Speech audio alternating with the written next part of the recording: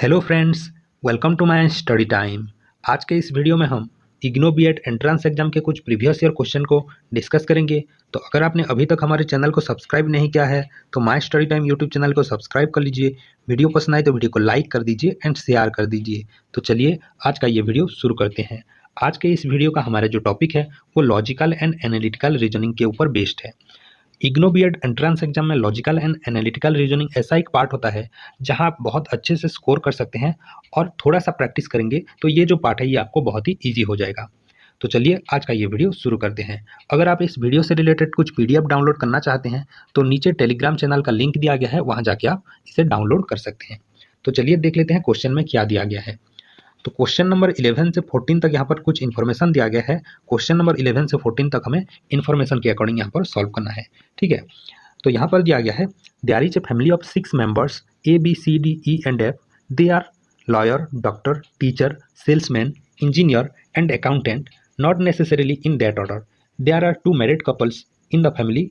D, the salesman is married to the lady teacher, the doctor is married to the lawyer, F, the accountant is the son of B and brother of E. C, the lawyer is the daughter-in-law of A. E is the unmarried engineer. F is the grandmother of F. तो यहाँ पर एक blood relation से जुड़ा हुआ एक question दिया गया है। तो यहाँ पर अगर हम इससे रिलेटेड जो फैमिली डायग्राम है वो ड्रॉ कर लेते हैं तो यहाँ पर हमें इस क्वेश्चन को सॉल्व करना ईजी हो जाएगा। तो यहाँ पर हमें 6 मेंबर के बारे में बताया गया है।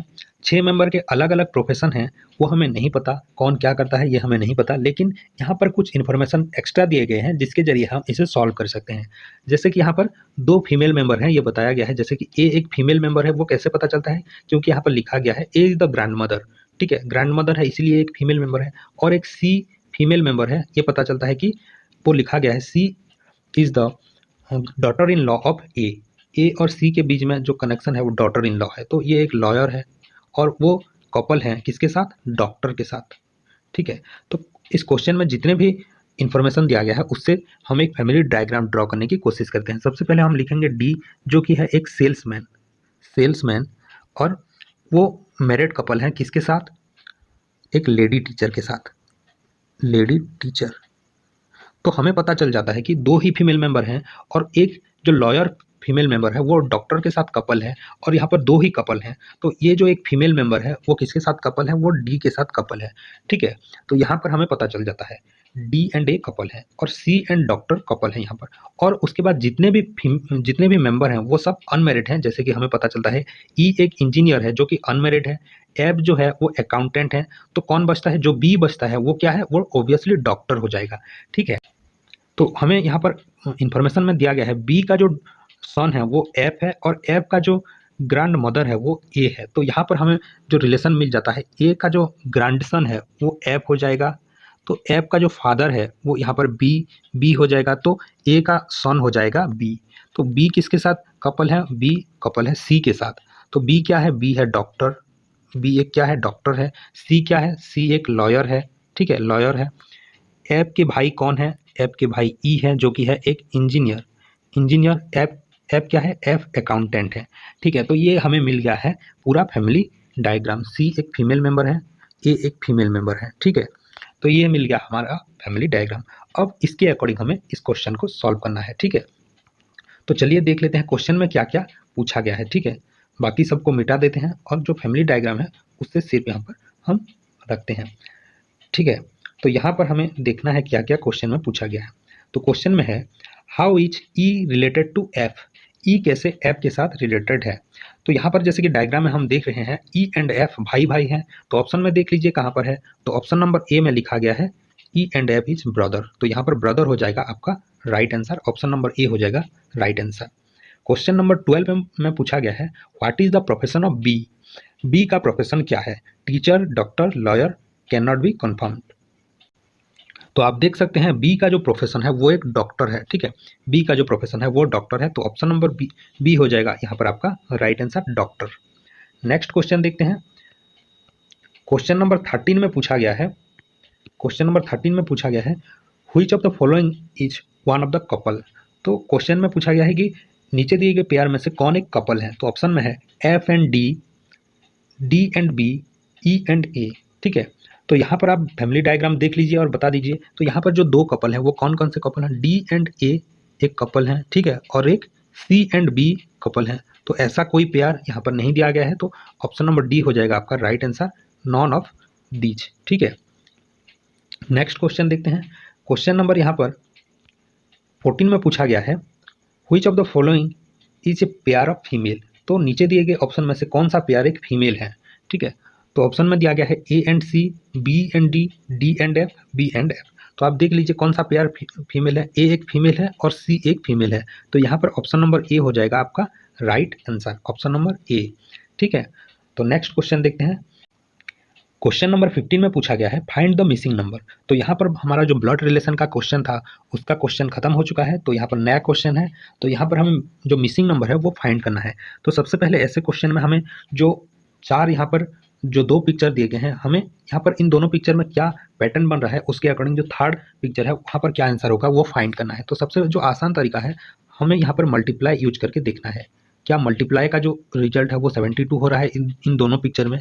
तो उसी के जरिए हम फाइंड कर सकते हैं, या फिर बहुत जो कॉम्बिनेशन है, जो दूसरा वाला कॉम्बिनेशन है वो हम ट्राई कर सकते हैं, जैसे कि एडिशन हो गया, सब्सट्रैक्शन हो गया, बहुत सारे जो कॉम्बिनेशन है वो हम ट्राई कर सकते हैं, ठीक है। तो सबसे पहले देख लेते हैं 2 इंटू 4 इंटू 3 इंटू 3। तो यहाँ पर जो फर्स्ट है यहाँ पर मल्टीप्लाई करेंगे तो ये 72 हो रहा है। क्या ये सेकेंड पिक्चर के लिए भी सही है, देख लेते हैं। 9 इंटू 4 इंटू 10 इंटू 2। तो यहाँ पर 9 into 4 36 into 10 360 into 2 equals to 720। तो यहाँ पर ये जो प्रोसेस है ये बिल्कुल सही हो रहा है। तो जो थर्ड क्वेश्चन है वो हम देख लेते हैं, 6 इंटू 20 इंटू 6 इंटू 1। तो इसका जो आंसर हो जाएगा वो भी 720 हो जाएगा। तो ऑप्शन में देख लीजिए, तो ऑप्शन में है ऑप्शन नंबर बी जो है वो आपका राइट आंसर हो जाएगा, जो कि है 720, ठीक है। तो आई होप ये जो क्वेश्चन है ये आप समझ गए होंगे। नेक्स्ट क्वेश्चन देखते हैं।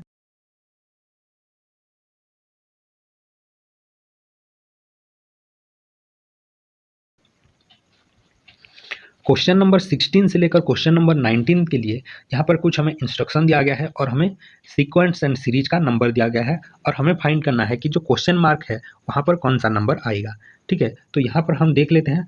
तो क्वेश्चन नंबर 16 में पूछा गया है 0.5, 1.5, उसके बाद 5, 18, 76, उसके बाद क्वेश्चन मार्क है। तो हमें यहाँ पर देखना है इन जो सीरीज बन रहा है ये कितने गैप में हमारा सीरीज बन रहा है, ये अगर हम फाइंड कर लेते हैं तो हमें जो क्वेश्चन मार्क दिया गया है वहाँ पर कौन सा नंबर आएगा ये भी हम फाइंड कर लेंगे। तो यहाँ पर आप देख सकते हैं 5 एंड 18 के बीच में जो गैप है वो कितना है, वो 13 का गैप है। वो कैसे बन रहा है ये इजीली मैं फाइंड कर पा रहा हूँ, इंटू 3 प्लस 3 के बाद बन रहा है। अगर 5 इंटू 3 प्लस 3 करेंगे तो वो 18 बन रहा है। और वो जो 18 एंड 76 के बीच में है वो कैसे बन रहा है, वो इंटू 4 प्लस 4 करके ये रिलेशन बन रहा है। तो अब हम देख लेते हैं क्या 0.5 एंड 1.5 के बीच में ये सेम रिलेशन है। तो यहाँ पर देख लेते हैं, यहाँ पर 1 मल्टीप्लाई किया गया है प्लस 1 ऐड किया गया है।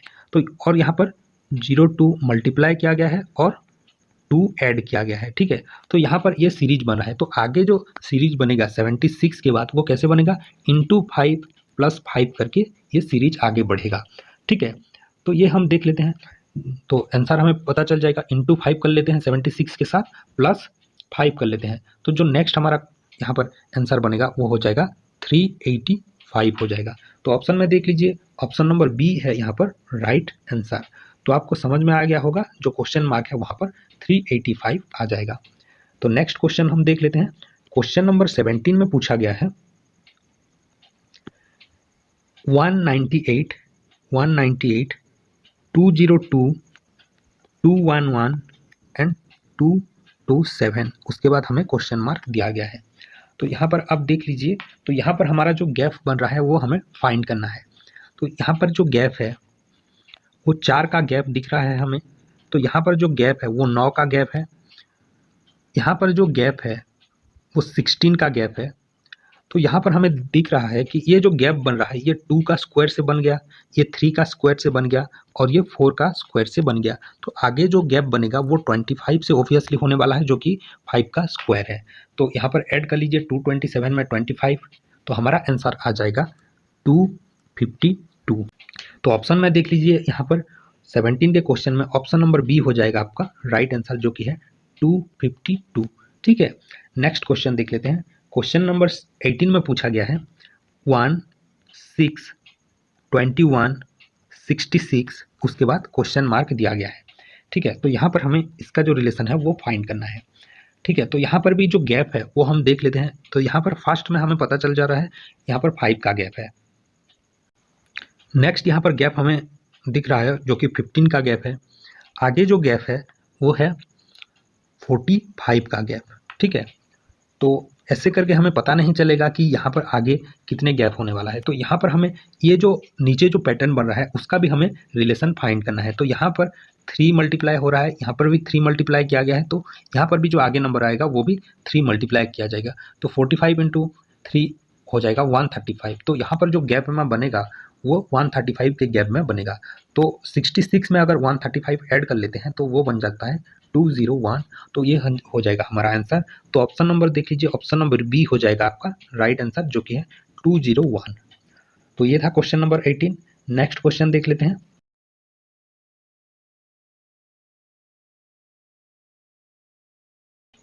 तो यहाँ पर क्वेश्चन नंबर 19 में पूछा गया है 2, 10, 30, उसके बाद 68, उसके बाद क्वेश्चन मार्क है। हमें फाइंड करना है क्वेश्चन मार्क में कौन सा नंबर आएगा। तो जैसे कि आपको पता है सीक्वेंस एंड सीरीज में 2 टाइप के क्वेश्चन बनते हैं।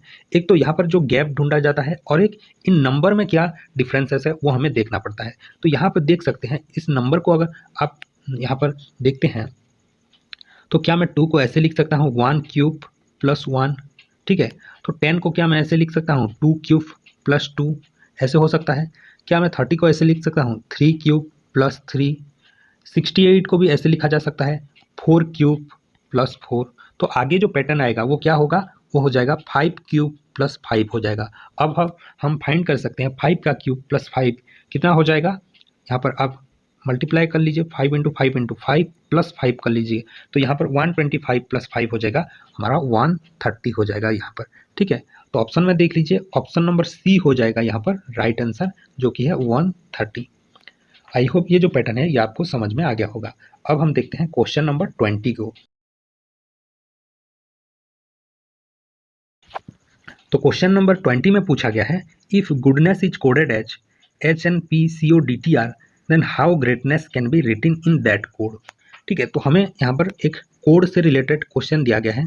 तो हमें दिया गया है कि गुडनेस, ठीक है,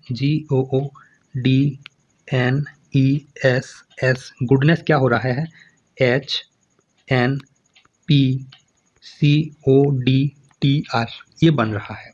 ठीक है, तो हम देख लेते हैं यहाँ पर अगर आपको ऐसे क्वेश्चन सॉल्व करना नहीं आता है तो सबसे पहले A to Z लिख लीजिए और 1 से लेकर 26 तक लिख लीजिए। तो यहाँ पर जो GH बन रहा है नेक्स्ट वर्ड बन गया है। ठीक है, तो +1 हो गया है यहाँ पर। उसके बाद ON बन रहा है यानी NO होता है तो यहाँ पर -1 बन रहा है, तो यहाँ पर फिर +1 हो गया, तो यहाँ पर फिर -1, उसके बाद +1, उसके बाद -1, उसके बाद +1, उसके बाद फिर -1।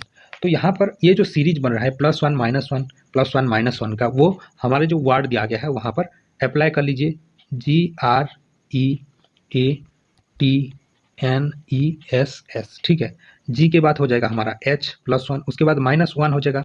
तो यहाँ पर G का +1 H हो गया, उसके बाद R का क्या हो जाएगा, R का -1 Q हो जाएगा, E का +1 F हो जाएगा, उसके बाद A का -1 क्या हो जाएगा Z हो जाएगा। ठीक है, उसके बाद T का +1 क्या हो जाएगा U हो जाएगा, N का क्या हो जाएगा M हो जाएगा +1, E का क्या हो जाएगा E का प्लस हो जाएगा F, S का क्या हो जाएगा R, उसके बाद T हो जाएगा। ठीक है, तो ये हमारा बन गया। तो ऑप्शन में चेक कर लीजिए, ये बन रहा है हमारा ऑप्शन नंबर D।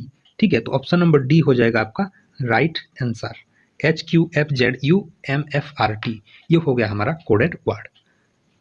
तो क्वेश्चन नंबर 21 देख लेते हैं। क्वेश्चन नंबर 21 में पूछा गया है if the code for stable is 1 2 3 4 5 6 and code for labor is 5 3 4 7 8 9 then what will be the code for bottle।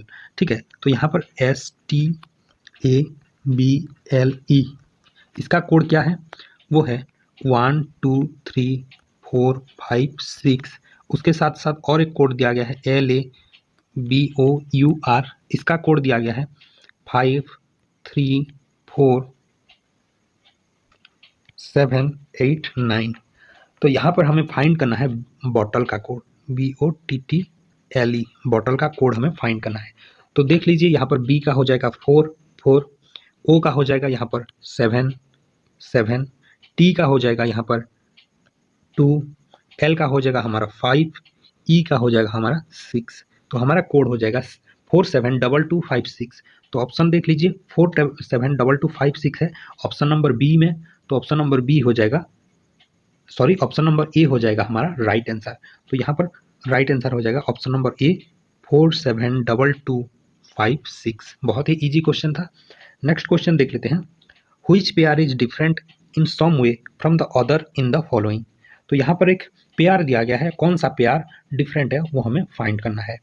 तो ऑप्शन में है लायन रोर, लायन यहाँ पर आवाज से रिलेटेड दिया गया है, लायन रोर करता है, स्नेक हिस करता है, डॉग बार्क करता है, फ्रॉग जो है ब्लीट, ये नहीं है, फ्रॉग क्रोक करता है। ठीक है, तो ऑप्शन नंबर डी हो जाएगा हमारा राइट आंसर। यहाँ पर फ्रॉग एंड ब्लीट का रिलेशन नहीं है, फ्रॉग क्रोक करता है।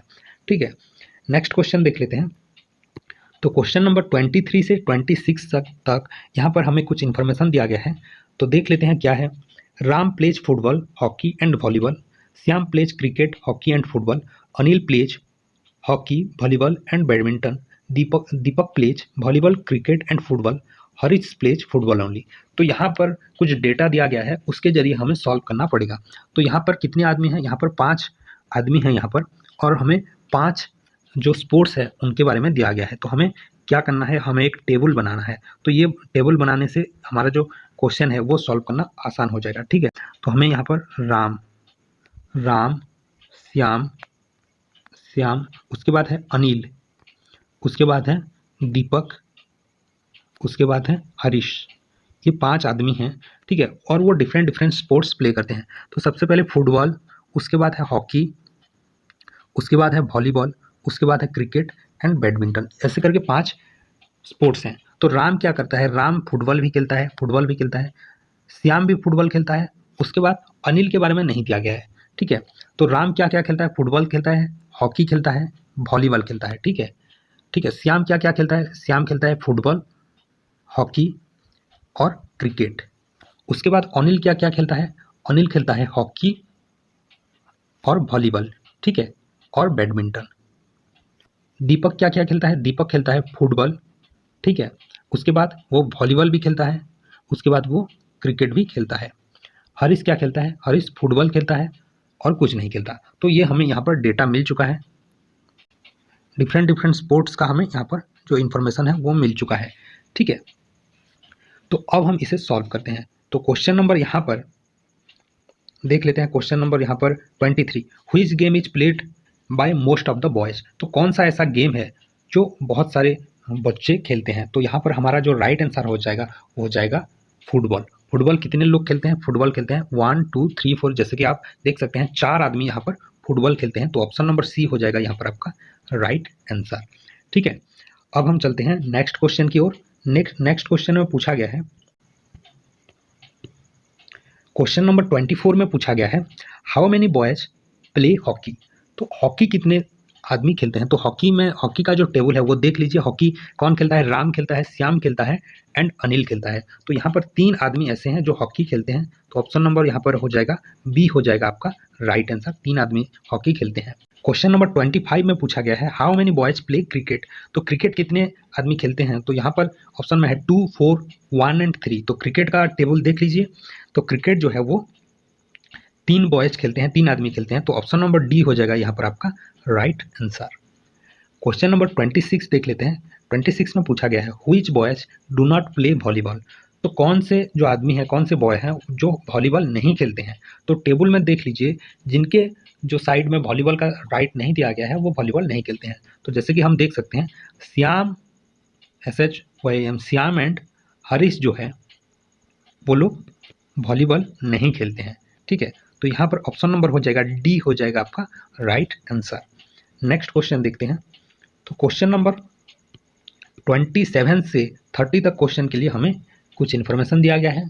तो हमें दिया गया है, Amar, Prem, Gaurav, Anuj and Pankaj are 5 friends each one of them has 8 balls. Amar gives 5 ball to Pankaj, who gives 4 ball to Gaurav, Anuj gives 3 ball to Prem, who gives 4 ball to Amar, Gaurav gives 6 ball to Anuj, who gives each to Pankaj and Amar. तो यहाँ पर कुछ question हमें कुछ information दिया गया है, उसके अकॉर्डिंग हमें यहाँ पर सॉल्व करना है। तो क्वेश्चन में यहाँ पर जैसे दिया गया है उसके अकॉर्डिंग हम लिख लेते हैं। अमर, अमर, प्रेम, उसके बाद गौरव, उसके बाद है अनुज, उसके बाद है पंकज। 5 आदमी हैं, हर एक के पास 8 बल्स हैं। 8 बल्स सभी के पास हैं। 8 बल हर एक के पास है। जो टोटल बल है वो हमारा बन जाएगा 40। ठीक है, 40 बल हो जाएगा हमारा। तो सबसे पहले क्या किया, अमर गिव्स 5 बल टू पंकज। अमर ने 5 बल दे दिया, -5 कर दिया पंकज को। ठीक है, तो पंकज कहाँ पर है, यहाँ पर, उसके पास 5 आ गए। ठीक है, उसके बाद क्या दिया गया है, हु गिव 4 बल टू, उसके पास इसने -4 कर दिया, किसको दे दिया, किसको दे दिया, उसने दे दिया गौरव को। गौरव के पास आ गई 4 बल। अनुज गिव्स 3 बल टू प्रेम, अनुज क्या किया, 3 बल प्रेम को दे दिया। ठीक है, जो 3 बल है वो प्रेम को दे दिया, इसके पास आ गए 3 बल। हु गिव्स 4 बल टू अमर, तो फिर प्रेम ने क्या किया, -4 कर लिया और यहाँ पर 4 आ गए। ठीक है, उसके बाद दिया गया है गौरव गिव्स 6 बल टू अनुज, गौरव ने 6 बल अनुज को दिया। यहाँ पर -6 हो गया तो यहाँ पर +6 हो गया। ठीक है, तो Anuj, who gives 3 ball each to Pankaj and Amar, Anuj ने फिर क्या किया, उसके पास -3 हो गए, -6 हो गए। ठीक है, क्योंकि उसने 2 बार, एक बार अनुज को बल दिया 3 बल और एक पंकज को 3 बल दे दिया। ठीक है, ऐसे करके हमारा क्या हो गया, उसके पास -6 आ गए। ठीक है, तो ये हमारा कंप्लीट इन्फॉर्मेशन हो गया। अब हम पता करते हैं question number 27, how many balls does Pankaj have, अब पंकज के पास कितने बल्स बचे हैं। ठीक है, तो क्वेश्चन नंबर 27 का जो आंसर है ऑप्शन में है 4, 5, 12 एंड 10। तो पंकज का जो चार्ट है वो हम देख लेते हैं। उसके पास पहले 5 बल एक्स्ट्रा आ गए और उसके पास 3 बल आ गए हैं। तो टोटल में उसके पास कितने बल हो गए, पहले 8 बल थे, उसके बाद वहाँ पर हम 8 ऐड कर देंगे तो क्या हो जाएगा 16। लेकिन उसके पास टोटल 16 बल आ गए हैं, लेकिन उसमें से 4 माइनस हो जाएगा।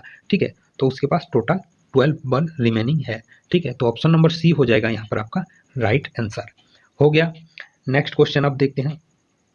तो क्वेश्चन नंबर यहाँ पर 28 में पूछा गया है, how many balls does Prem have. ठीक है, तो प्रेम के पास कितने बल्स हैं, तो ऑप्शन में दिया गया है 7, 10, 6 एंड 5। तो यहाँ पर प्रेम का जो टेबल है उसे हम देख लेते हैं। प्रेम के पास पहले 8 बल थे, उसके पास फिर 3 बल्स आ गए, उसके पास टोटल 11 बल हो गए, लेकिन उसने 4 बल किसी को दे दिया, तो उसके पास अब रिमेनिंग 7 बल रह गए हैं। तो ऑप्शन नंबर ए हो जाएगा आपका राइट आंसर।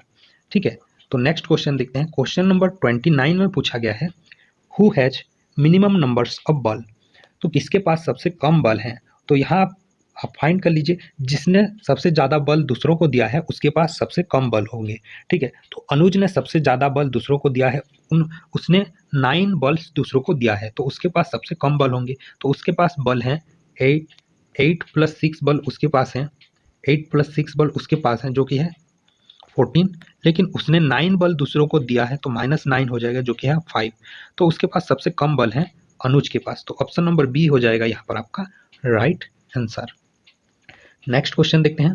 क्वेश्चन नंबर यहाँ पर 30 में पूछा गया है, who has the maximum number of balls. ठीक है, तो जिसके पास सबसे ज़्यादा बल रिमेनिंग में है वो उसके पास सबसे ज़्यादा बल है। तो यहाँ आप देख लीजिए किसके पास सबसे ज़्यादा बल है, तो आप देख लीजिए यहाँ पर अनुज तो नहीं हो सकता। ठीक है, अनुज को मिटा दीजिए। उसके पास गौरव भी नहीं हो सकता क्योंकि उसके पास 6 बल उन्होंने दूसरों को दिया है, लेकिन उसके पास सिर्फ 4 बल आया है। ठीक है, वैसे प्रेम भी नहीं हो सकता, लेकिन अमर एंड पंकज ने ज़्यादा बार उनको बल मिला है। लेकिन यहाँ पर आप देख सकते हैं कि अमर ने 5 बल दूसरों को दिया है, लेकिन पंकज ने सिर्फ 4 बल दूसरों को दिया है, और पंकज को 5 बल यहाँ पर मिला है और 3 बल यहाँ पर एक्स्ट्रा फिर मिला है। तो यहाँ पर सबसे ज़्यादा बल किसके पास है, मैक्सिमम नंबर पंकज के पास है। ठीक है, तो ऑप्शन में देख लीजिए, ऑप्शन नंबर डी हो जाएगा आपका राइट आंसर। तो आई होप ये आपको समझ में आ गया होगा। तो ये था complete 30 question logical and analytical reasoning से रिलेटेड क्वेश्चन। तो आई होप ये वीडियो आपको अच्छा लगा होगा। तो वीडियो पसंद आए तो वीडियो को लाइक कर दीजिए, शेयर कर दीजिए and my study time YouTube channel को सब्सक्राइब कर लीजिए।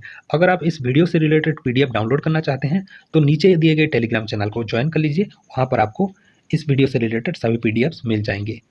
Thank you.